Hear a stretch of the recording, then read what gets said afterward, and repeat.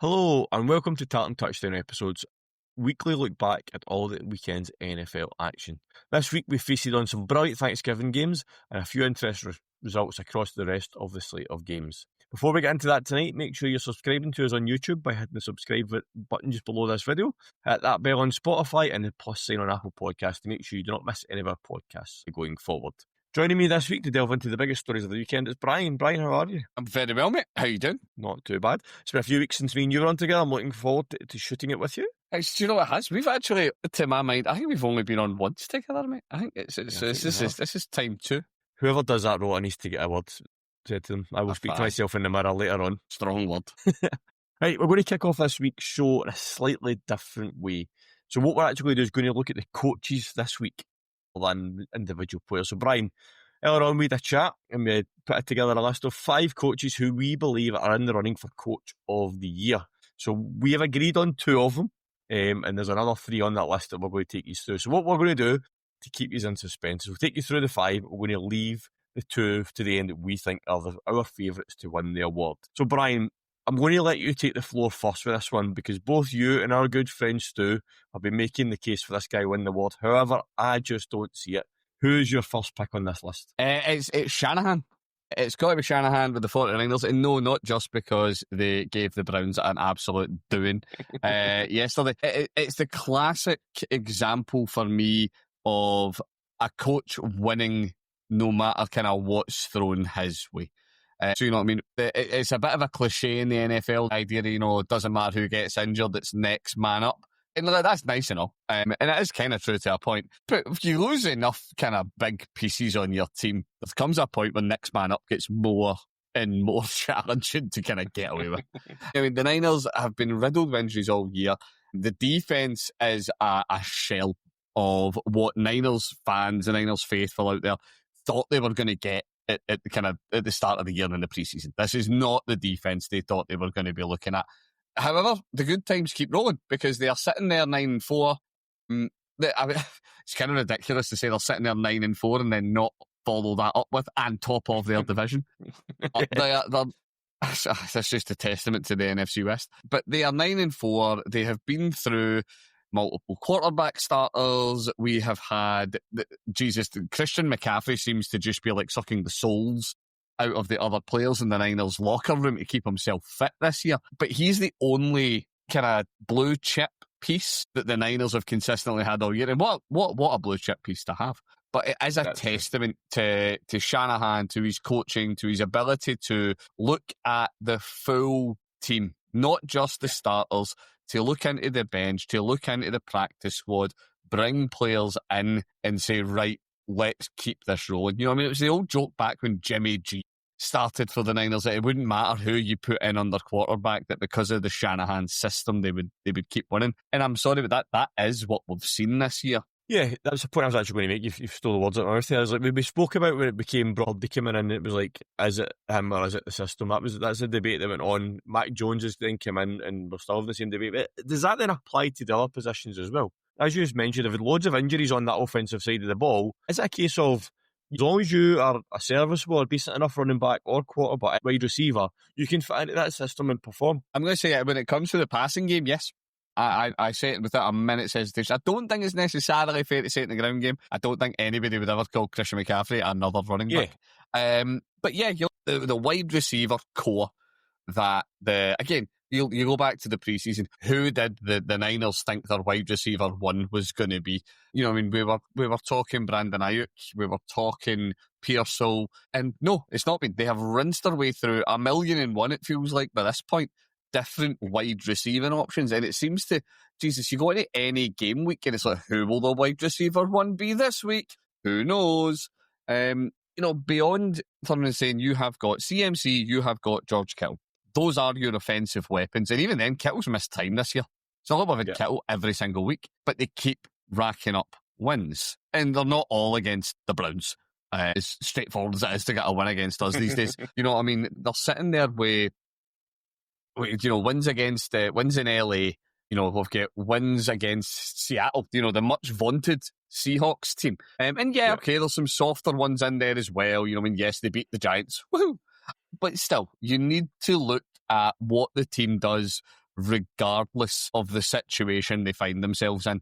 And it's a big testament to Shanahan. They're getting to walk into their bye week now pretty with 9 wins under their belt, just hoping to see someone else in the NFC West slip. Yeah. I mean, I can't take out the 49ers yet. They are doing excellent. But you said they're third in their division. It's crazy when you're 9-4 with third in your division. It is a mental position to be in. I'm not going to disagree with your argument for him. For myself, I just don't think he's going to win it. I just don't think I think there's other guys ahead of him in the queue, but I can see the argument on it.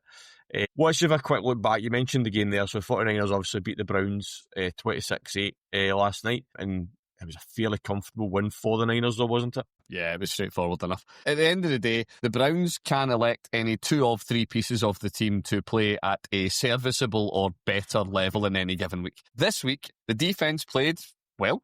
The defense played well as it does most weeks. The offense was fine.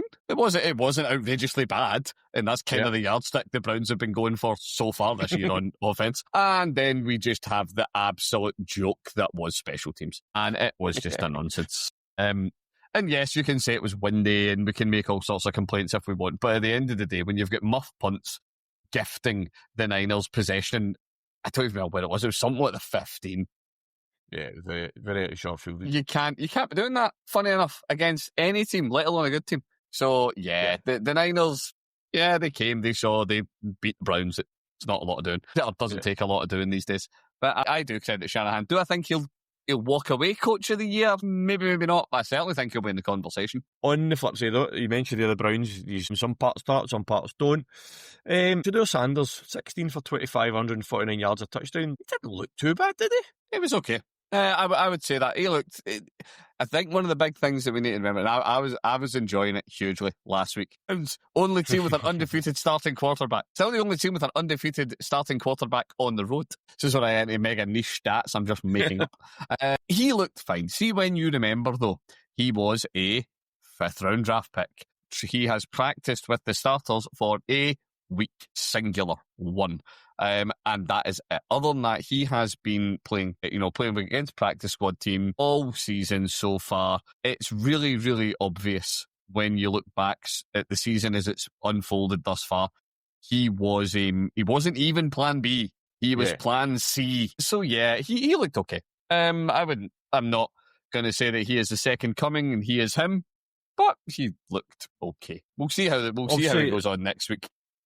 Also, you've got Dylan Gabriel back fit. Is he going to displace Shador? I think Shador's in for the rest of the season now. Where does the quarterback situation sits? Yeah, we'll see. I think it's a case of, I think they've seen what Gabriel offers. Gabriel will be a backup quarterback around the league, probably for a number of years. I fully believe that. When he played for us, if you put him in a reasonably non-demanding system, he was okay. He's not going to take the top off a defense. He's not going to be creative enough to be your start or any of those types of things. And yes, I know he's played 6 starts or something like that. So it's not a lot of tape to judge a guy on. I think we've seen what we were going to see. Do they give Shador a similar-ish length of run just to see what they have in Shador? Does he look like he's got more ceiling at this point? Because that's all the Browns are looking for, is they know the floor they've got with Gabriel, and the floor's fine. If you're up well leading, you've got a good run game. Gabriel isn't going to lose you a game on his own. He's definitely not winning you a game, though. One player who may win you games in the future I want to ask you about, and you're probably going to see this one coming because we had a good debate about this guy at the start of the season. Quinshon Judkins. 750 yards this season so far. Now he's got cleats in the ground. Now he's got some cleats on the turf. For those that have not watched any episodes this season, Brian made a prediction that Quinshon Judkins would not touch one cleat on the field. He's 758 yards later, there's been lots of cleats on lots of fields. Is he as good as you were hoping he was going to be? I'd go so far as to say, again, do I think he'll win this? Probably not. I think there are better candidates, but I think he'll be in the running for Offensive Rookie of the Year. He is an absolute set-in-stone starting option at running back. I'm going to say the list of teams around the league who would not have him as their running back one is not a very long list. Yeah. There's a handful of running backs, I would say, that are better than him in the league right now, and it's not many. He looks electric. He's really great. You watch the patience he's got when he's setting up behind the line of scrimmage, finding gaps, and then pure kind of, he's that good old-fashioned power running back. He's great trying to bust through the middle. He's looked really good, to be fair, last week, or this week, I suppose. He looked really good trying to break out onto the outside. It was something we were trying to obviously game plan quite a lot. The Niners are a good defense. You're not just abusing the Niners, even with the injuries. But no, yeah, he is the Nick Chubb replacement. That is exactly what he is. He's filling that role. Yeah, it looks like we've got a good in there. Perfect. All right, let's move on to the next coach on your list. For those that are regular listeners and watchers, will probably not be surprised by your pick for your second one because you've not stopped talking about his team all season. So who's next on your list? It is the one, the only Broncos. And, you know, honestly, the big thing with me with the Broncos love this year and the coaches, and they have looked really, really questionable. Like, and it's weird because you watch the Broncos and you're like, oh, you really don't look great. And then you say, oh, it's a Sean Payton defense. No one's scoring. The defenses look brilliant. And to be fair, the offense, it's weird. It doesn't make sense to me, this, because my eyes tell me that this offense isn't that great. But statistically, they actually are putting up numbers.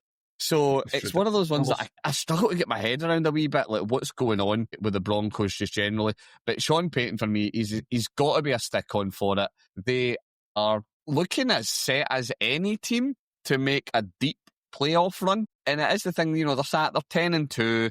Bo Nix had a really good game last night. Bo Nix has been a bit up and down for me this year. I expected to see the tail end of last season Bo Nix at the start of this season, and we got the start of season Bo Nix at the start of the season. Isn't as impressive, but he does look like he's starting to pick it up a wee bit now. And yeah, you know what I mean? The Broncos, they're sitting, at least 5 wins in the trot. So yeah, for me, Sean Payton, the Broncos are just solid. And that's the thing, I suppose, for me, is that when you actually look at it, they are a team, Jesus, it's way more than 5 games, as I've just double-checked. They've not lost since week 3. You know what I mean? They lost 9 games in a row. They lost to the Chargers. And the Chargers are a decent outfit this year as well. That's it. So, for me, it's got to be Payton. They look like, I'll maybe live to regret saying this, I am going to say they look like probably the most complete team in the NFL at the minute. I struggle to think of a team that I would say that I don't immediately go, Abbott, what about this? Yeah. I think every other team that's doing well, I have quite a big concern about. And yes, we know, I've been banging the Broncos drum all year. And I'm going to stay on this drum. Because I do think the Broncos, despite me having kind of this weird mental barrier with their offense, I might not enjoy watching it as much as I maybe thought I was going to, but they are putting up numbers, they are clocking up wins, and yeah, that defense is absolutely terrifying. I'm just looking at the numbers here, so as I mentioned there, they're 10-2. 10 of their games this season have been one-score games. But their 2 losses, 29-28, 23-20, so that was tight games. Then another 8 of their wins have been one-score games. So the only 2 games that weren't is they blew the Bengals out 28-3 and they blew the Cowboys out 44-24. Every other game they've been involved in has been a one-score game. And some of them are 1 and 2 points. It's not even, it's within a field goal. Now, that might be like, oh, they're struggling to win games, but on the flip side of it, that is a team that is winning games regardless. That is a game, as we kept saying about the Eagles, is just doing enough. And so last year's Kansas City, was it?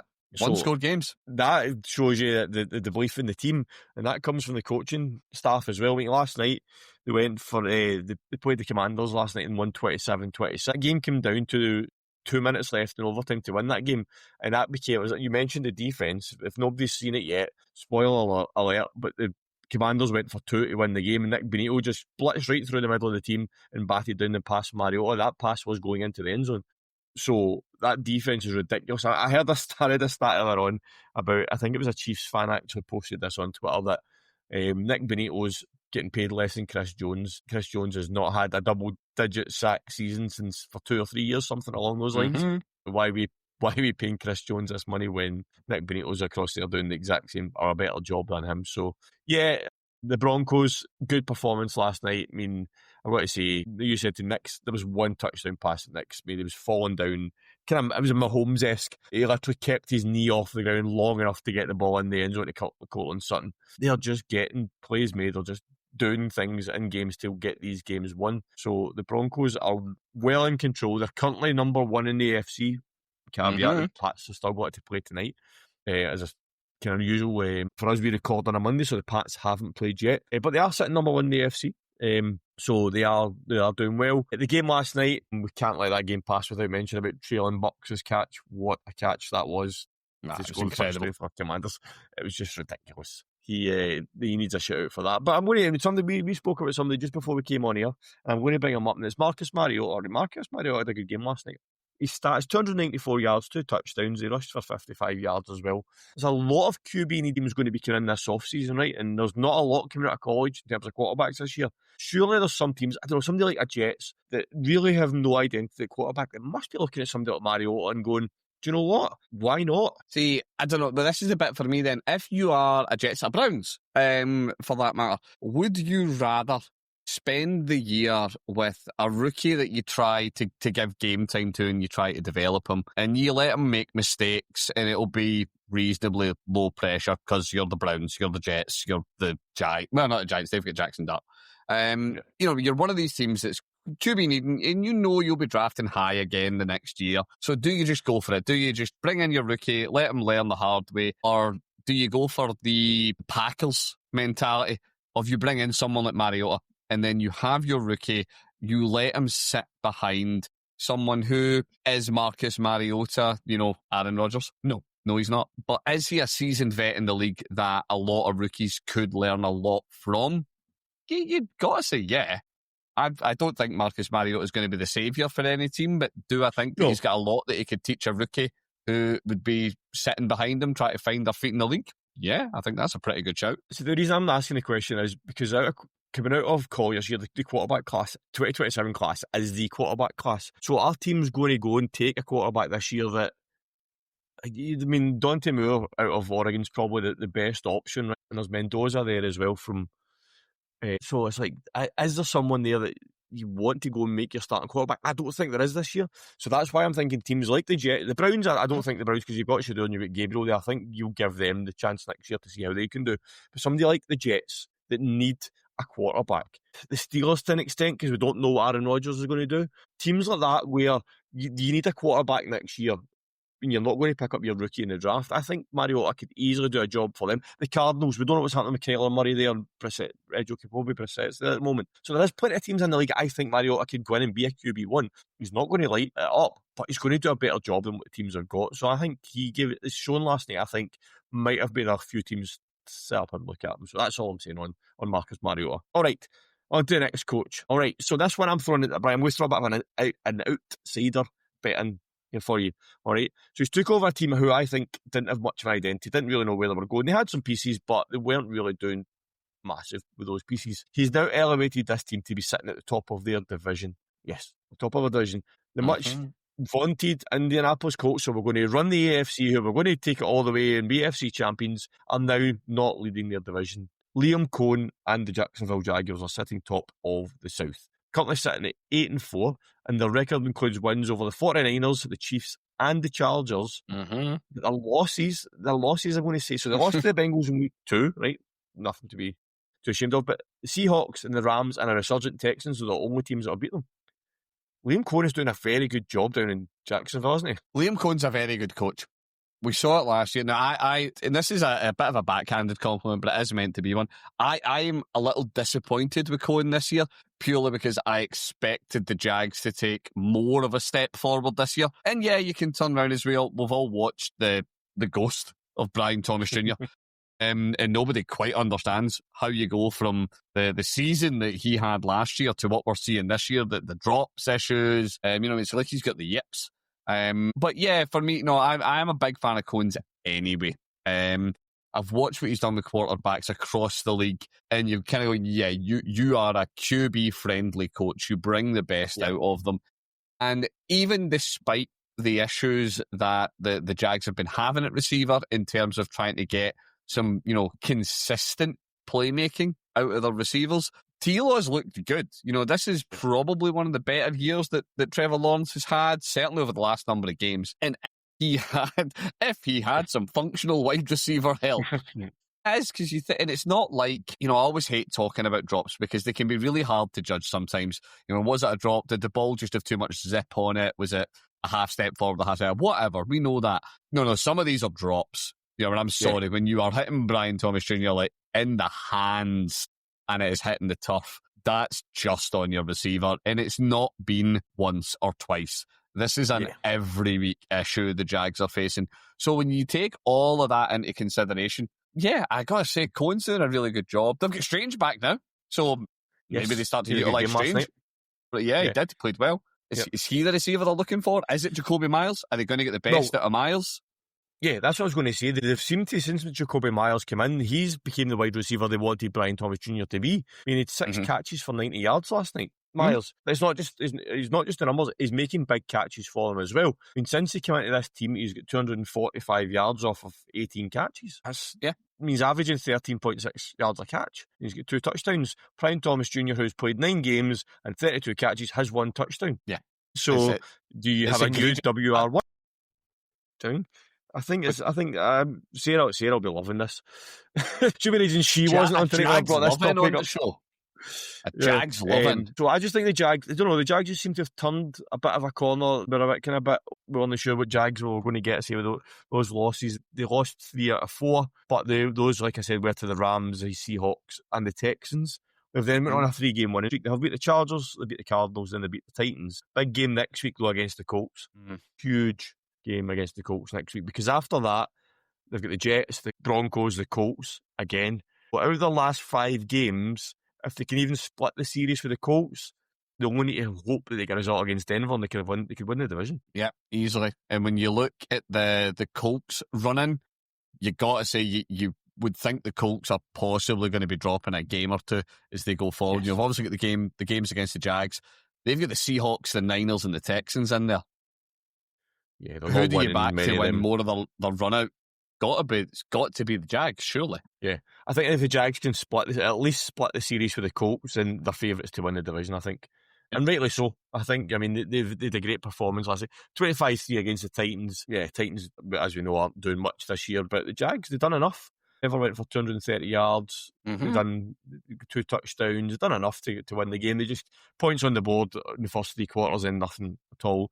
Kept the Titans to a field goal in the first quarter, and that was it. Do you know what I mean? The defence, that's the thing about the Jaguars' defence. So as much as Liam Cohen is an offensive-minded coach, they've got a good defence. We've got some pieces on that defence. Devin Lloyd is great at linebacker. And obviously they had him out. He missed a few games as well. So, yeah, I think Sarah has got every right to be optimistic about the Jags this season. I think they could, and they probably will go and win this division, unless they have some sort of random collapse, which the Jags can be prone to, is the problem. It's just crying out for a random loss to the Jets. It's just going to be, they're going to sweep the Colts, and they're then going to lose to the Jets and the Titans. Yeah, and then that'll be the Colts will steal the division the last game. Yeah, and what will actually happen as well is it'll somehow knock them out the wild card as well, because of the way the wild card in the AFC is going as well. That'd be such a Jacksonville thing to happen. I'm sorry to say that, but anyway, we hope not. So yeah, Liam Cohen, I don't think he's going to win, but I think he deserves to be in the conversation. I don't think he's going to be one of the top 4, but I think he deserves to be in the chat in terms of at least being given the plaudits for what he's done with the Jags this season, because I think he does deserve it. Right, so we have 2 people left to chat about. So what I'm going to do first is going to come to your one first. So I know that people are going to say, as soon as you say this person's name, the words that will come out of everybody's mouth that are watching and listening is, but what about their strength of schedule? That's exactly what's going to come out of their mouths. Forget about that for a second. This team from the last few years were absolutely rudderless, going absolutely nowhere. With the quarterback, we didn't know how good he could be. He was much vaunted coming out of college. Mike Vrabel has went into New England and he has transformed that franchise. Not just in terms of results, he seems to have everybody running through a brick wall for him. So they're currently on a 9-game winning streak. Talk about Mike Vrabel. Do you know, I suppose this is a good one because it's a bit of a foil to the point I was making earlier about the Broncos. For me, the Broncos just don't, there's something about the way that they don't pass the eye test. And when you watch the Broncos play, there's something about it, and I can't tell you what it is. I can't be rational and give you a stat or a thing where I say, oh, but look about this, their third down conversion rate. It's not about that. There's something about the eye that they just don't pass. The Patriots pass the eye test. Yes. You watch the Patriots play, and yes, they have. You look back at their record, and they've got good wins against the Bucks, the Bills, and there is the end of the sentence. The rest of the teams that they have beaten, yeah, it is. It's the Jets, it's the Browns, it's the Falcons, the Titans, Saints, blah, blah, blah. These are not what you would call premier opponents. The remainder of the year, there aren't many other premier opponents sneaking their way into the packed schedule. The Bills reappear and all the rest of it. We will talk about them later. But this is, I really hate this. It's the Patriot way. And it's like the return of the Patriot way, where they look like a team. They don't look like a good offense. They don't look like a good defense, a good special teams. They look like a team. And it's, I suppose, a wee bit, if you haven't seen this, folks, is something, get yourself out onto the socials. You'll find it really easily. And it's Vrabel in the tunnel. Yeah, and he's in the tunnel. All the players are running by. Everyone's getting a greeting. Everyone's getting recognised. And they all look so excited. They are all like, it don't matter, they're coming off a win. So it's easy to look excited when you're winning. It just looks like a team that has got a team. They've got a sense of their own identity. They know what they're playing for. It's a free hit for the Pats this year. You know what? Well, it was a free hit before the season started. No one expected anything out of New England. Now they look like they are, and I said it last week or the week before, the Pats are going to win the East. That is locked. They've won it. They've already won it. I mean, they win tonight, when they win tonight, because it's the Giants they're playing. When they win tonight, they'll go back number one in the AFC as well. There's many games that they're so many games ahead of the Bills already. Just give them it. Just give them the title now and wrap up the win AFC. Tonight, they are. Here's the bit at the end that makes it very, very interesting though. They win tonight, they go to 11-2. Bills are sitting in 8-4. Game after the Giants is the Bills. So yeah, they win that. They have they're playing for the division. So they win tonight. Week after, it is a game for the division. So at home as well. At home, and they've already beaten Buffalo. They've already beaten Buffalo once. Yeah. So Vrabel's done great things with that team. I mentioned Drake May. So Drake May's sitting. You mentioned the eye test. Look at the numbers test as well. Number 3 on yards this season already. If he passes for 232 yards tonight, he will go number 1 for yards thrown this year. That's crazy. And he's in the top 5 in the league for all the quarterback metrics in the league. So that doesn't matter who you're playing. He's come up against the Browns with Myles Garrett, and he's still performing. Yeah, the schedule might look a bit soft in terms of their opponent, but as a quarterback, he's still getting out there, putting the numbers up, getting the consistency. The only thing, and this actually I think makes it look even better, is that he has taken the 4th most sacks in the league this year as well for quarterbacks. Behind Cam Ward, Geno Smith, who you are wiped out. Justin Herbert's the other one. So he's taken the 4th most amount of sacks in the league this year, but he's still one of the best in the league in terms of his numbers. Those sacks are not making a difference. On the other side of the ball, they have a top 5 defence for points allowed, a top 7 defence for yards allowed. They're doing it on both sides of the ball. It's not like they've got an offence that is running them to the title or a defence that's winning them a championship. Both sides of the ball are absolutely unbelievable. And that's the exact thing that we need to look at, though, because, and it's, again, Broncos comparison. It's the bit where people say, but it's the Broncos defence. And there's a little bit of merit to that argument. It doesn't really weigh up the deeper you look into it, but there's some merit there. We all get it. It's a complete Patriots team. Are they more complete than the Broncos? I don't know. I think if I'm really comparing them and I'm saying which I think is the better complete football team, I think I am slightly siding Broncos and I don't think there's much in that between the two of them. Maybe I give it to the Broncos because we've seen the Broncos do it against tougher opponents. The Patriots didn't pick their schedule. They can only play the teams that walk out in front of them every Sunday. The Broncos have just had to do it against harder teams. But it's some job that Vrabel's been doing this year. He's pulled a team from the doldrums. You know what I mean? As I said, no one expected anything out of New England. And he's made them not just relevant, but like Super Bowl conversation relevant. Yeah. I mean, the thing is with them as well, you mentioned there about they can all pose for themselves. They've had one game against a top tier team and they beat them, and it's the Bills. Do you know what I mean? So, like, the thing is, Peter saying we don't know. The Patriots could be that good. We've just not had a chance to see it yet because they've not came up against. The next 2 games are going to be after tonight, the Bills and then the Ravens. That's when you're going to see what this team is made of. Are they going to go out and beat the Bills again? The Ravens, they are a bit inconsistent, but it is a Lamar Jackson, Derrick Henry Ravens. If they can go and beat them in Baltimore, then you've got to say, okay, the strength of schedule argument goes away because you've beat arguably 2 of the best teams in the league 3 times out of 3. So I think it's going to be interesting. The 2 games they've lost. They lost to the Raiders in the opening game, which nobody knows what's going to happen in the first week of the season, and they lost to the Steelers in the 3rd game of the season. Again, they probably weren't really in their groove by that point, so you can kind of 9 games unbeaten. Yeah, I think Mike Vrabel is definitely in that top 2 for conversation for Coach of the Year. So there's one left to go, and this guy's my favourite to win it. His team are legit, and I know you're going to agree, but you don't want to agree because we've had so many arguments on our group chats about this team. The Bears are legit. This franchise, we've seen the Bears struggle for such a long time. However, have they finally found the right person to lead them to success? I think the answer to that is an overwhelming yes. He's turned their offense into a top 10 offense. The rushing game is number 2 in the league for yards and number 5 for touchdowns per game. That is stupidly crazy for a team that, and I think last night was the first time they've had 2 running backs rush for over 100 yards since 1980. And what happened in the 1985 season? Bears Super Bowl. Bears Yes. Super Bowl. Yeah, do you know, right, okay, because this is the one where I can have my caveat, because I was very, very big last week in talking about how Bears, if you want me to take you seriously, had to go and you had to get a win against the Eagles. And you went and got a win against the Eagles. So I acknowledge that I take the Bears seriously. The Bears are a deep playoff run contending team. You cannot say any differently. It is hilarious that the Bears are sitting there on 9 wins and are contending for the number 1 seed, and the Niners are sitting on 9 wins and possibly won't make the wild card.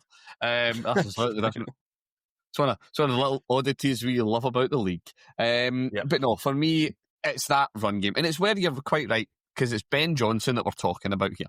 Ben Johnson is the difference maker. He has walked in, he has looked at his locker room and looked at what he has available to him and went, right, how do I maximise this to get wins out of this team? And the answer, run the ball straight down the other team's throat.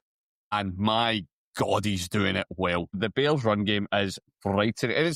This is great because we're not talking about a team that has CMC, that has Jonathan Taylor, that, you know, I mean, any of these elite blue chip things. It's DeAndre Swift. And to be fair, Monaghan does actually look like he could be a guy. Like, he might actually a 7-round pick, Kyle Mungai.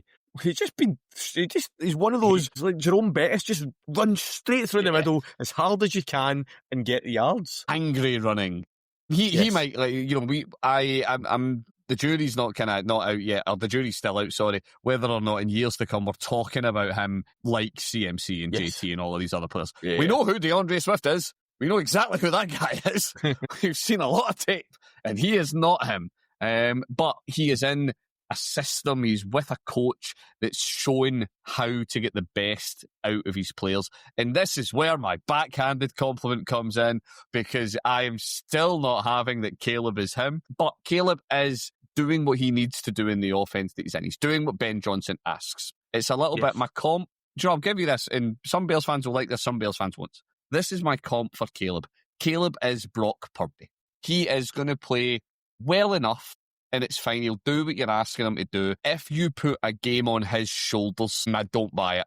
I don't buy if you have got, you know, you need the kind of thing we always say when it's the Chiefs and they're down by a score with, you know, 30 seconds and 2 timeouts, and you're like, but it's Patrick Mahomes. He can make this happen. Bears are down like that. I am going to say the game is chalked. And yes, I know Bears fans, you've got some comeback wins this year. I know this. I do know. But yeah, for me, Ben Johnson, 100%. Incredible job this year. He will be in, same as Vrabel. These two are in the Coach of the Year conversation. And both of them, you can take your strength of schedule arguments, because the Bears are facing that just the same way that the Patriots are. Bears have had a slightly tougher run than the Pats, but it's still not been what you would call an elite run. Although the Bears does get harder now. This is where the Bears do actually. The end of their season is nowhere near as straightforward as the Patriots is. But Ben Johnson and Mike Vrabel, they are both in the Coach of the Year conversation. And yeah, you can take all of your ifs, your buts, your maybes, and you can chuck them out. These two deserve to be there. Yeah. I mean, they've basically on 2, 4, 6, 8, 9. 9 games out of 10 they've won, and the loss they had was to the Ravens. So they've got 9 out of 10 wins. They lost their first 2 games of the season, and I guarantee, and I think Grant, or Paul Grant was one of them, was, oh, here we go again. 2 games, we lost the first 2 games of the season, but then they went on that remarkable run, and they beat us, and it just started spiraling from there. Like you said, though, next 5 games, Packers, Browns, Packers, Niners, Lions. This is when we're going to see, are they a playoff team? These are the teams, if they need to play Green Bay, well, obviously the playoffs it'll pan out the way it pans out, but the likelihood is in the playoffs they could meet a team like Green Bay or the Niners or the Lions, and they're going to have to show that they can win these games. And that's, I mean, you said it with a quick chat about the game there, so you said the Bears have to go and beat the Eagles, and they did. They probably should have won that more comfortably than they did as well. That scoreline should have probably been more. They just were a bit inconsistent. Yeah. But as you said, their run game was unbelievable. I don't know. I think it's a combination of both. I think their run game was phenomenal, and the Eagles' run defense was horrendously bad. Yeah, I'd agree with that. And it is a bit of both. We were talking about it during the game, but you know what I mean. Would the Eagles care to consider defending the run? That they are allowed to have run blockers, and yeah, it was that mix of both. But yeah, as I said it last week, you want to be taken seriously, you need to beat playoff caliber teams. The Eagles, despite all of the slagging that we are giving the Eagles are still sitting there, they're still sitting at 8-4. This is great. It's like people are talking about the Eagles as if they're toast and they're like some terrible, terrible team. They're 8-4. The Bears have got 4 hard games left this year. You know what I mean? Let's not pretend the Browns game's going to be tremendously hard for Chicago. The Browns game's a banana skin game. Is actually what it could possibly be for the Bears. But I don't think it's going to matter hugely. They're going to be in the postseason. It's just a question of, are they a 1 seed? Or are they just in by virtue of kind of, beating up on Green Bay, which they really need to do. One of the bits, and I was looking at this, Dan, if you take Caleb's yardages and you parse it out for this season, right? What is he on pace for? He is on pace for 4,083 yards. Average yardage, you put it out over the full season, 4,083. I'm going to call it now, Bears fans. You are going to beat the Packers twice. You're going to sweep them. You're going to beat the Browns. You're going to beat the Niners. You're going to be in the playoffs. And then you're going to pull Caleb for the last game against the Lions just to wrap him up to make sure he's okay and he's not going to get the 4,000 yards. No, do you know, it's actually going to be worse than that for the Bears, right? Because it's the Bears and they just can't get anything going for them, right? He's going to need about 20 yards in that last game and he's going to start the game and get injured and he'll be out for the rest of the season. That'd be the most Bears thing that could possibly happen, is that he needs 20 yards to get that. And the Bears have got they need to break this hoodoo of the 4,000 yard quarterback and he'll go in and he'll get injured. That would be the most Bears thing that could happen. 399, calling it. if he take a sack, that'll make him lose the yards, and then that'll be him done for the season. So we'll finish the Ben Johnson conversation, and I'm going to still ask you a couple of questions about the game that they had against the Eagles. Ben Johnson, for me, I think wins Coach of the Year. Even if they don't go on and get a deep in the playoffs, I think he's done enough with what he had and he started with at the start of the season that he should win the Coach of the Year. Right, on the game, we mentioned the Eagles' run defence, right? What's going on with the Philadelphia Eagles? They're so... I was talking about players in the yips earlier. They are so hit and miss. They're so inconsistent. But the thing is, if you look back over, let's just call it the last 4 games, right? So you go all the way back to when they played the Packers and won. They beat the Packers 10-7. They then went and beat the Lions. Good teams. It's the Packers. It's the Lions. These aren't, this isn't the Browns. 16-9. They then lost to your Cowboys 24-21. And they lost to the Bears last night 24-15. What is going on with this offense? It just cannot get going at all. They put up points on the Giants. They put up points on the Vikings. But other than that, you are going all the way back to the start of the year until we can actually find a point where this offense is doing anything. And you look last night, we talked so much about the Bears run attack. This is Eagles football. Eagles football is tough, gritty, smash mouth, hand it to Saquon, watch him hurdle backwards while doing a kickflip over DBs 56 yards on 13 carries. It's the most un-Saquon displays ever. Yeah, you did. And before the Eagles fans get all angry and I get banned from Philadelphia, Yeah, AJ Brown put up 132 yards, 2 TDs. He had a great day. Finally we're seeing some performance there. It's just so inconsistent.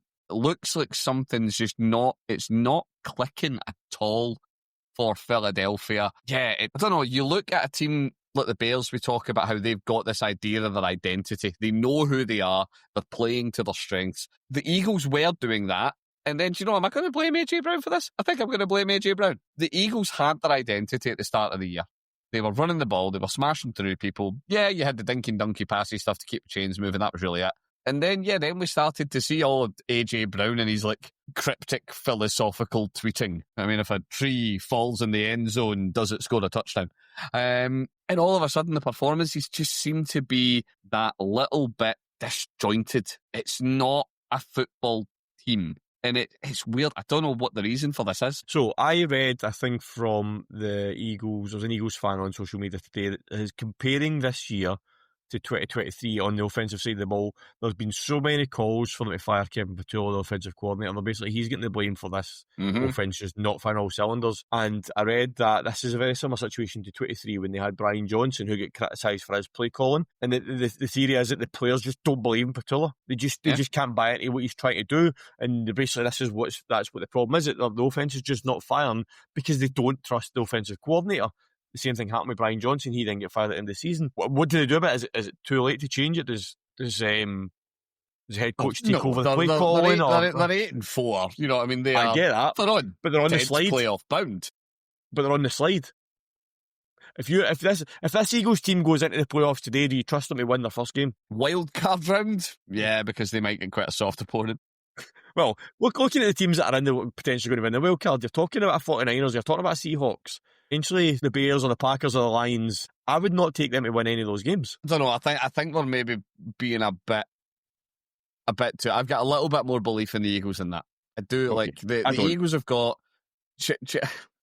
Shock horror, you heard it here first, ladies and gentlemen. A Cowboys fan does not believe in the Eagles. I'm glad you were all here for this revelation. You look at the Eagles running, right? They've got Chargers, Raiders, Commies twice, and the Bills. I see 3 wins. I see maybe 4. And then who knows? So they're gonna be there. They will be top of their division. Sorry, Dan. But yeah, I don't know. I wouldn't be throwing out your OC. You can't be throwing out an OC when you're 8-4. Good God! But you were 8-2. Nah, I'm still against. Yeah, you lost to. Okay, the Cowboys won stings. I'll absolutely give you that. But we've just spent a whole segment talking about how well the Bears are doing. We've just spent a whole segment on how good the Bears are being coached. Both of these things can be true. I'm just wearing my blue tinted spectacles. That's all that is. All right. In terms of, I mentioned at the start, Brian, this was Thanksgiving weekend. So I set you a question out today. I hope you've had time to come up with this answer because I know you've had a busy day today. So the question I set Brian at the start of today was, if he could pick any 3 NFL personnel, current or past, dead or alive, to invite to his for Thanksgiving dinner, who would he invite and why? Brian, who's your 3 people? My 3, and I've resisted a complete heartthrob pick, and I've went. You not picked Baker? No. Baker was the first man on the list. I've not picked Miles. Because I don't think I'd get near the turkey if Miles was in the scene. Fair point. Miles' defense and the turkey would be too strong for me. Baker is number 1. Baker has got to be number 1. Number 2. It's got to be Gronk. Sure. Imagine being sat between Baker and Gronk. This is my table. I want to be in between Baker and Gronk, and I want to be sat across for Jameis. I forgot you'd pick him. That's what I want. I want Jameis is saying grace. Jameis, you'd be there all night. No one else is getting a word in, and then I'm going to be between Baker and Gronk because I think that is just. We're all going to be absolutely wasted by the time we've started the soup. Everyone's going to be drunk, and it's just I'm having a good fun time. You do know having Gronk at your table as soon as Jameis closes his eyes to say grace that Gronk's going to have his hands in that turkey. Aye, absolutely. So you went for the fun aspect of your Thanksgiving. I went for people who I want to spend time with and hear their stories about the game. That's who I've went for with mine. First of all, Mr. Thanksgiving himself, John Madden. I think you'd love to sit down and hear stories from him. The amount of stories that you would get from John Madden about the game, and there's the amount that you would learn from him.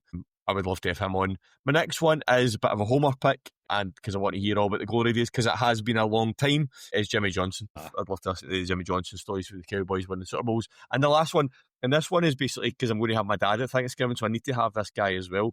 And that's Ed Hockley. I just want to hear all about those guns, and I want to hear about him as from a referee's perspective. Obviously, having me that can have that bit of interest in the game and watching that side of the aspect of the game, I'd love to have Ed Hockley at my table as well. So a lot of stories and a lot of sharing of things that have happened, like for me, rather than getting blind drunk with Gronk, which probably sounds a bit more fun for most people.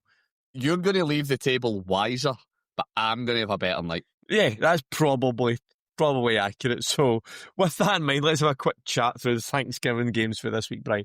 So I really enjoyed this slate of games this year. It shaped up on paper to be a great set of Thanksgiving games, and it did not disappoint with 2 divisional games, and of course the biggest draw on Thanksgiving, as always, is the Cowboys, who were playing the Chiefs at home. No, that's the most watched game of the year, Cowboys on Thanksgiving. So it's not me being, my blue tinted spectacles have come off. Let's start. We'll do it in chronological order, Brian. We've spoken about the Bears and we've spoken about the NFC North and how hard that has been this year. Give us your thoughts on the Packers and the Lions this week. I was really surprised at this game, if I'm honest. I thought that the Lions not handily beat the Packers. The Packers are a good outfit. The Packers are playing some good football this year. I just thought the Lions would be far, far too strong, and I was very, very wrong. You know what I mean? All the fantasy players out there having their Thanksgiving ruined within a quarter when Amon Ra went out. But, cometh the man, cometh the Jameson Williams. And he put up incredible game. Great game from Jameson Williams. Crazy. It was 144 yards and a touchdown. Fantastic. But at the end of the day, Packers just played really good complementary football. You know what I mean? They just put together a really, really good one. And you talk about kind of clutch plays being the difference, particularly in divisional matchups. 3 out of 3 fourth down conversions. I like to look in games for a wee stat that I think tells you a bit of a story about the game. Yeah. And for me, that's a big one here. There was 5 total fourth downs played. The Packers had 3 and converted them. The Lions had 2 and converted neither. And that, for me, it's not the full tale of the game. Of course it isn't. Yeah, but it's one of the big telling things that shows you, the Packers came out to play. And Jordan Love, you know what I mean, take a bow. He played some really brilliant football. Yeah. 4 touchdowns, no interceptions, very clean game, no sacks. He just didn't get near him. 18 of 30, so good performance for him. So yeah, I mean, I think it was one of those ones you thought, granted, it could have went either way. Packers were probably more impressive than I'd say than I expected, because they are now 8-3-1. But the Packers did look like a team that wanted to win the game. And the Lions are inconsistent. I've also just looked at the Lions there, right? The Lions are on this run since they played the Bengals many weeks ago. Win, loss, win, loss, win, loss, win, loss. Which is bad news for Thursday night because they play the Cowboys. I hope that run does not continue, because they would be due to win. So the Lions' problem is inconsistency. Yeah, this is. I say this at the Bills many times, have the Lions missed that window where they had that chance to go and be the NFC team? Because this year teams have stepped up and other teams have become in kind of more even with them. They kind of actually that chance to be dominant and be the team, have they, as it went, I'm not saying it went forever, but that opportunity was wide open for them last year.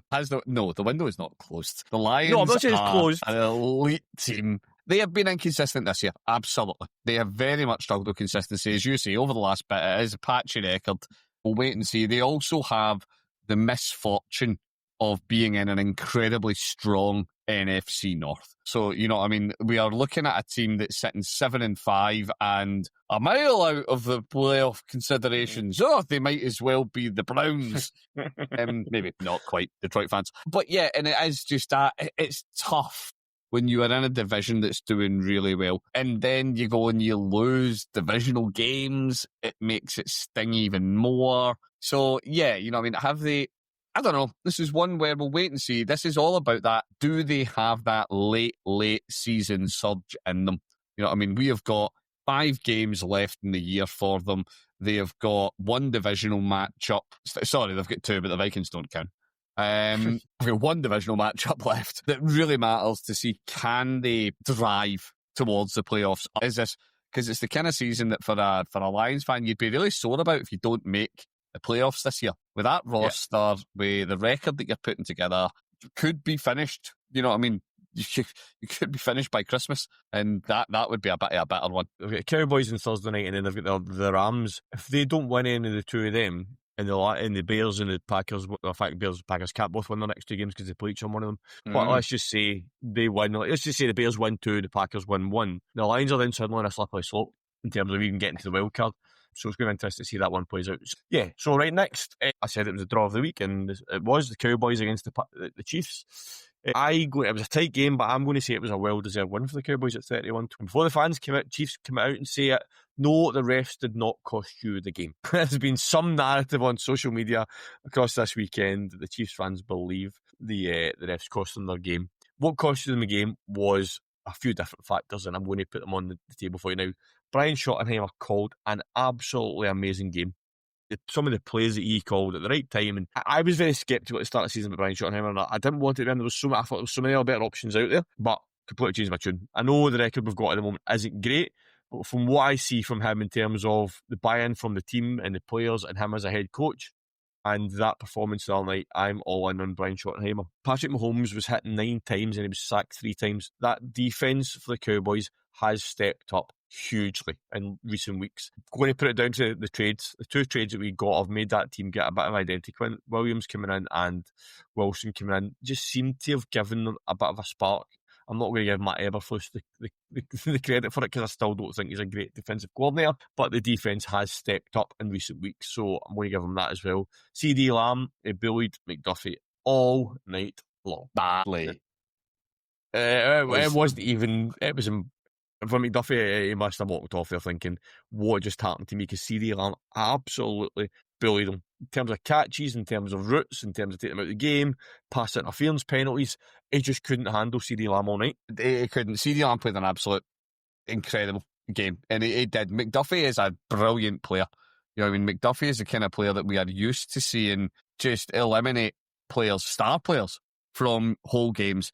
And no, just no. CeeDee Lamb, you say he had his number, call it whatever you want. He just absolutely ran him ragged all night. I'll tell you the bit with the KC fans, I know the refs cost us the game or what. No, they didn't. Going 2 quarters without scoring cost you the game. You cannot go punt, punt, punt, punt unless you play in Cleveland. It's not allowed.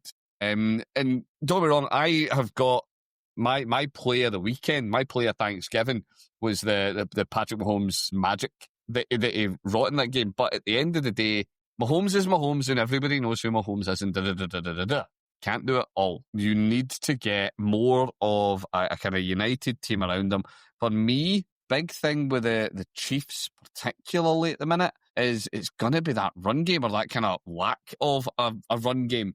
You know what I mean? Yeah. On Kareem Hunt, the ghost of Kareem Hunt, getting dragged out to run 58 yards in 14 carries. No idea what, okay, well, I know he had the MCL issues, but Pacheco has been, I'm going to say the injuries he has must be significant enough that I'm kind of querying whether he should be playing at all, because he has looked an absolute ghost of the player he is. And then that's it.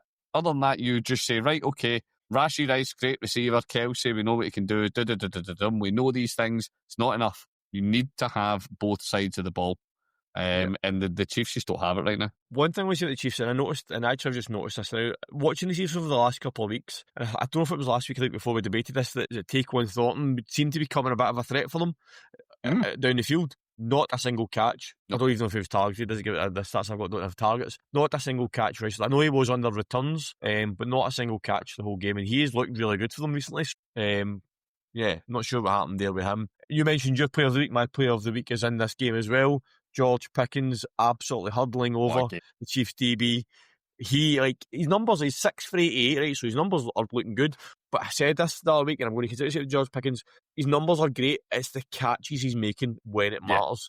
That one for the hurdle took us right down the field. It was a great catch.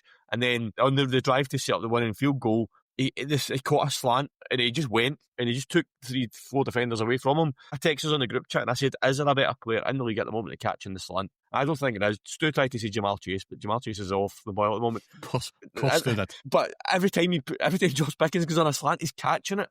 And I don't think there is anybody else in the league. And I think we're now starting to see the George Pickens that everybody thought he could be.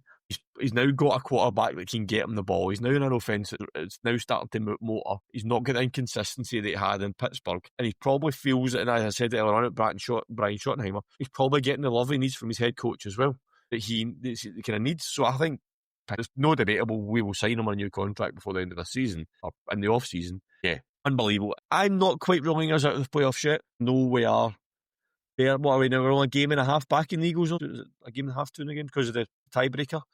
Yeah, I think we're. I don't know. You've got the run-ins tough. You've got Vikes and Giants to soften it. Lions, Chargers, Commies in Washington. That could easily be 2 and 3.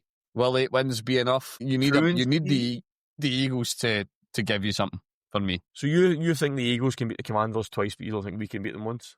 I think it's more likely that the Eagles beat them once as well.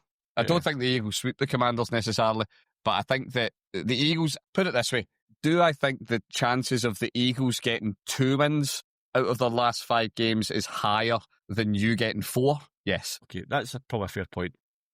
I say if we can win the Thursday night against the Lions, that'll have us beating the Eagles, the Chiefs, and the Lions 3 games in a row.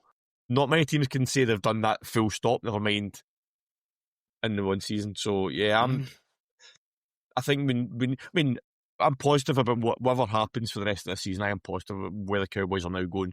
A few weeks ago, I was a bit unsure of what was happening, but the way I've seen the team, I don't know what's changed. Something has changed within the team to make them look like a team again, and maybe it's just evolved. We're getting used to it with Brian Schottenheimer and everything that's been happening, but we'll look like a team.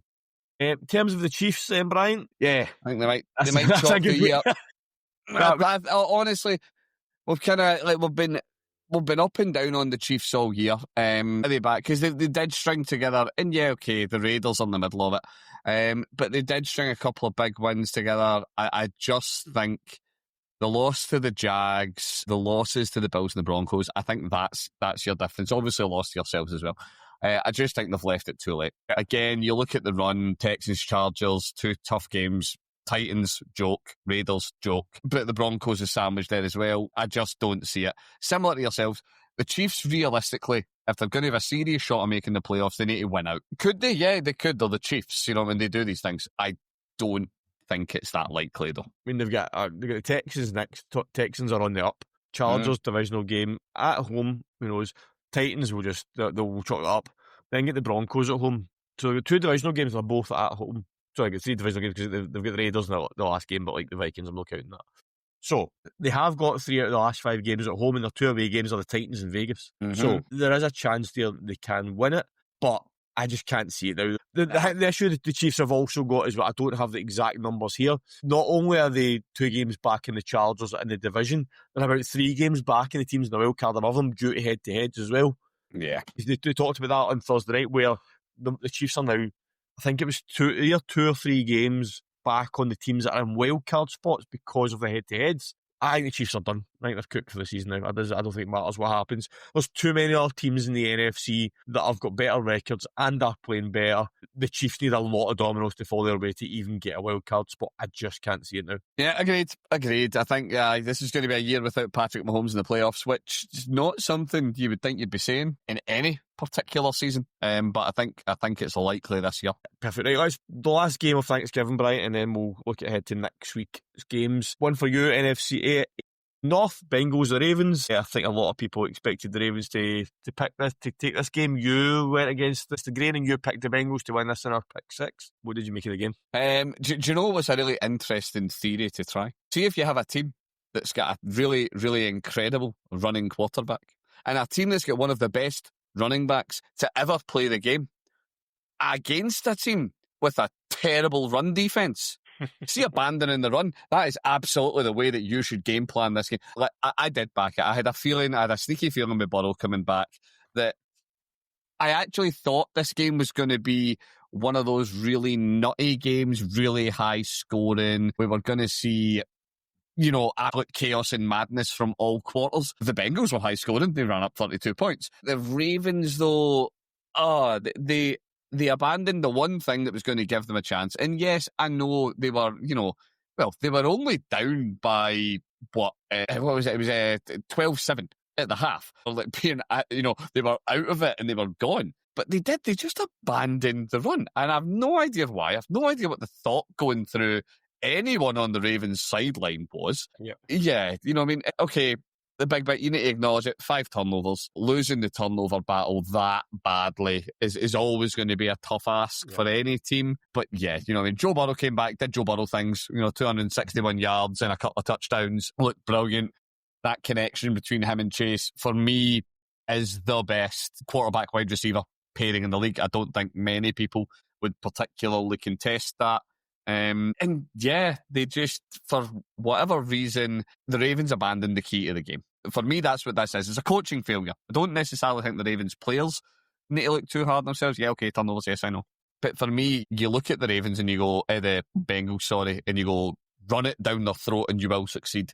And then to not run it when you have Lamar Jackson and you have Derrick Henry, it's criminal. Yeah, the Bengals had more rushing yards than the Ravens, which is unheard of. And see, I'm just going to take an example of it, how you say abandoned it. So they only ran 22 times, right, for 123 yards, but 46 of those yards came in 2 runs. Keaton Mitchell had an 18-yard run. I actually thought it was longer than that until I looked at the stat, because it looked as if he was running forever. And Derrick Henry had a 28-yard rush. Lamar Jackson had an 11. So just about half of those rushing yards came on 3 plays. I don't get it. Like same as you, I don't get it. I don't get that play calling at all. But on the flip side of it, I texted us on the group chat and I said, where's this Bengals defence been all year? Because I thought the Bengals defence did step up. I don't know if it's because, and this is something Stu talks about, they were getting off the field. Their offence wasn't basically going 3 and out constantly, and they weren't gassed, they weren't constantly on the field. They were getting a rest because their offence was doing what it should be doing. Yeah, definitely. My only caveat that I kind of throw at that, and yes, before I go any further, I'm well aware I'm talking about Joe Burrow here. He threw the ball 46 times. Oh, like, that's a... See if we were talking about, like some 48-52 game or, one of those really wild mega scored games. Okay, you get it. 46 passes or 46 pass attempts for 32 points. You know what I mean? This is... Yeah, Bengals fans, enjoy your win. You know what I mean? Any win against a divisional opponent is brilliant. Jesus, I'm a Browns fan. Any win's important. I do not see this. The Bengals media went full tilt. We are back. Bengals Super Bowl. Joey Burrow is going to lead us the way. No, that defense has still got far too many holes. Yes, they played better. You played better against the Baltimore Ravens passing attack. And they still had Isaiah Likely putting up 95 yards on you. I'm going to say that you're going to get found out more than you're going to succeed with this, even with Joe Burrow. And yeah, we've done the bit. You look ahead, and I'm not going to mention a couple of the games, but okay. Do you know, actually, sorry, I take it back. So there's only one game worth mentioning. I won't mention it because we're going to talk about them in a second. It's the Bengals have got a soft run-in, and even then, I still don't believe. I still don't see them doing it. I think the problem for the Bengals is they need the Ravens to drop 2 games. But the Ravens have the Patriots, the Packers, and the Bengals in Cincinnati 3 weeks in a row. Steelers twice. I can see the Ravens sweep the Steelers. But I get that, but the Bengals only need... If the Bengals can win out, they only need the Ravens to drop 2 games. And there's 3 games there they could drop. That's assuming the Bengals win out, because they have 2 tough There's games. a big ask there. There's a big ask there. One of those games is the Ravens. So that counts as a double dunner. Because the Ravens drop a game and the Bengals gain a game. It's the old our football 6-pointer. Do you know what I mean? Aye. So let's put it. I still think the Ravens do take the division, but that performance, if you're a Ravens fan, probably worries you from the coaching and the play calling situation. If they revert back to their normal game, then I think they'll be fine. But let's just see what happens next week for the Ravens. Actually, I don't think we've got that down as one of our games. So who the Ravens got? It's one of my games. It might not be one of yours. So anyway, right. So I still think the Ravens will take the North, but I think there's a chance that the Bengals somehow sneak in. The Steelers, I'm wiping the Steelers out. The Steelers are done. And for me, the Ravens will sneak it, but I'm not going to say... I'm not as confident as I was 2 weeks ago when I said the Ravens will run the table and win the division. Not anymore. Right, let's quickly, Brian, let's wrap up. Let's move on to games for week 14. So I'll pick. No, in fact, you give me your two first. Give me your two games for week 14. What games are you looking forward to seeing this week? Right, okay, this is good because I won't steal your game. I wasn't going to steal your game anyway, actually. My two big ones, Bengals Bills. I think this is going to be one I'm hopeful, cautiously, that we might see your kind of both teams dropping 40 plus points on one another. In this, I think it could be a good one for the neutral.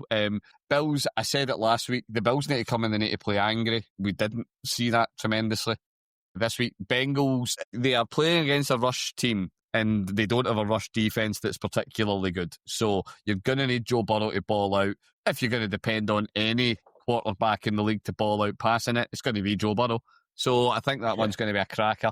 And then the other one, just because you talk about games of importance, Bears-Packers. Yeah. Bears-Packers is going to be huge. Such an important game for the division, for the playoff picture, all of these things. I mean, this is going to be one of those ones where it will be a huge decider in who finishes top of the NFC North. And are you then going to say we're seeing a Green Bay team that could be sat on 8 wins potentially if they lose, falling out of playoff contention?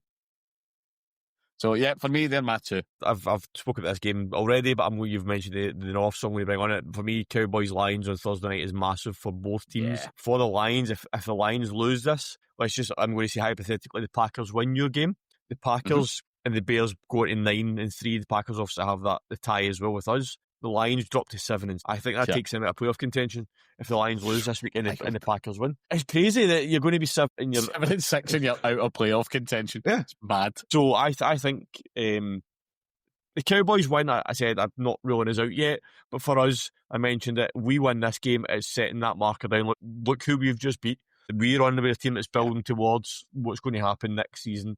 I say if we can win it, I'll give me a bit more hope. The hope's small at the moment. It might get bigger if we win that game, but for me, this game is vital for the Lions. The Lions need to win on Thursday night, or they could. It's the same as I think it was the same as the Chiefs last Thursday. The Chiefs had to win to want to be in the playoffs. The Lions now have to win. So the thing is with the Cowboys at the moment, and that sounds really daft looking at it from a Cowboys point of view.